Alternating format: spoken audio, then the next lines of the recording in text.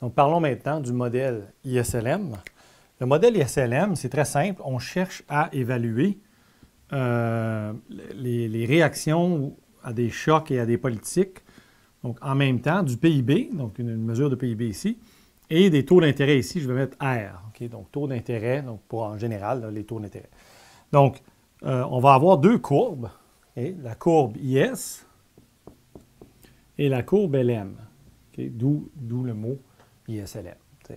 La courbe IS a les deux ont une définition très précise. Donc, la courbe IS représente les paires, donc toutes les paires Y taux d'intérêt, pour lesquelles le marché des biens-services est à l'équilibre. Donc, le marché des biens-services est à l'équilibre quand? Lorsque la production réalisée, le Y, est égale à la demande agrégée. Okay? Puis la demande agrégée, c'est égal à quoi? C'est égal à C plus I plus G plus XN. OK? Tout le long de la courbe IS, cette condition-là doit être respectée pour être sur la courbe IS par définition. Okay? Donc, la courbe IS, autrement dit, si on prend un point puis on suppose qu'en ce moment, cette condition-là est respectée, mettons ici. Okay? Donc, ici, on va supposer que Y égale DA. OK? Alors là, ce que je vais faire, c'est qu'à partir de là, pour un même taux d'intérêt, je vais augmenter la production. Okay? Donc ici, en principe, j'augmente Y. Donc, qu'est-ce qui arrive? Le taux d'intérêt n'a pas changé, j'augmente Y. Donc, qu'est-ce qui dépend de Y ici? Bien, Y, la consommation augmente un petit peu lorsque Y augmente. Donc, supposons que Y, je l'ai augmenté là, de 100, on va dire, plus 100 ici, peu importe. Là. Okay? Donc, la consommation augmente de combien? Bien, on le sait déjà. Il y a une certaine propension marginale à consommer qui est non nulle. Et il y a une certaine propension entre 0 et 1 et une certaine propension marginale à épargner qui est non nulle. Donc, il y a une partie de ça qui est épargnée. Et donc, la consommation augmente, mais par moins. Donc, la flèche ici est plus petite que la flèche là. Okay?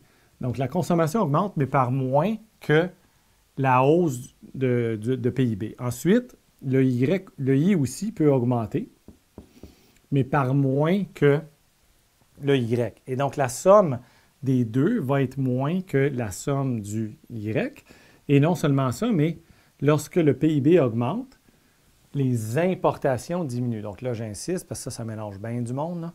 Si le choc initial exogène est hausse de Y, alors il s'ensuit une hausse de IM, alors il s'ensuit une baisse de XN. OK? Et donc, on a une baisse de XN à cause d'une hausse de IM. Et donc, la combinaison de tout ça, bien, ça fait que la hausse de la demande agrégée est plus petite que la hausse de Y. Et on se retrouve avec quoi? Y ici est plus grand que DA. Ici, là, Y est plus grand que DA. Que doit-il arriver au taux d'intérêt pour rétablir l'équilibre ici? Bien, qu'est-ce qui augmente la demande agrégée? Une baisse de taux d'intérêt, n'est-ce pas? Et donc, il y a un taux d'intérêt par là quelque part, donc ici ou peu importe, il part là-bas, okay, qui va faire augmenter la demande agrégée assez pour rétablir Y égale DA. Et tout ça pour dire que la pente de IS est négative.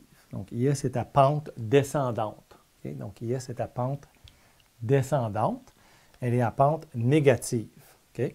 Donc là, encore une fois, lorsqu'on regarde ça, okay, donc on a notre courbe, notre fameuse courbe IS qu'on vient de faire. Okay? Et maintenant, réfléchissons un peu. Donc, j'ai ma courbe IS. Tout le long de cette courbe-là, tout le long de cette courbe, et ça c'est très important, tout le long de cette courbe, on a Y égale DA. Donc ici, par exemple, on a Y égale DA. Okay? Donc, je vais changer de feuille. Donc ici, Y égale DA. Y égale DA, la demande agrégée. Ici, Y égale DA. Ici, Y égale DA, et ainsi de suite. Okay? Et ça, c'est très important. Okay? Et donc, on a notre courbe IS, elle est à pente descendante, c'est tout ce qu'on sait. Maintenant, qu'est-ce qui fait que la courbe IS se déplace dans le plan? Donc, qu'est-ce qui va faire que la courbe IS va se déplacer dans le plan? Okay? Alors, ça aussi, on doit réfléchir un petit peu à ça. Alors, on a notre courbe IS, comme ça. Okay? Comme ça, courbe IS.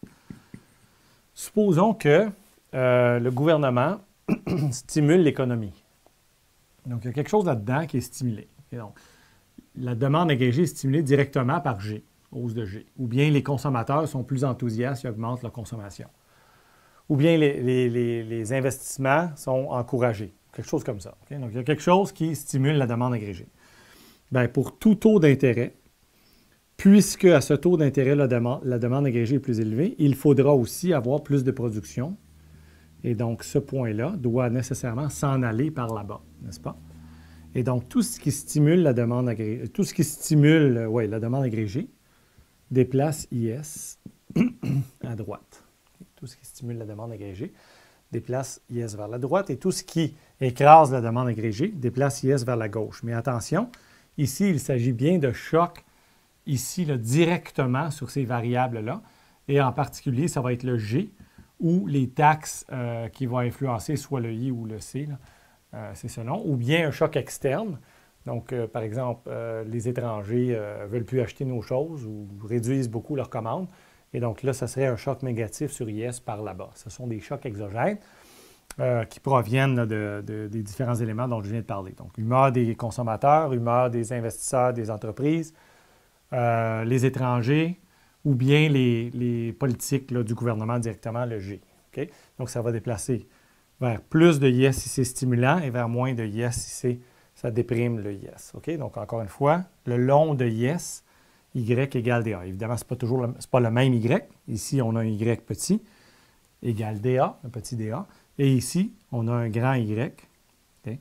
Et à ce taux d'intérêt-là, et un grand DA. Okay? Donc, voilà. Le long de IS, on a toujours égalité Y égale DA, donc équilibre sur le marché des biens et services. Okay? Équilibre sur le marché des biens et services.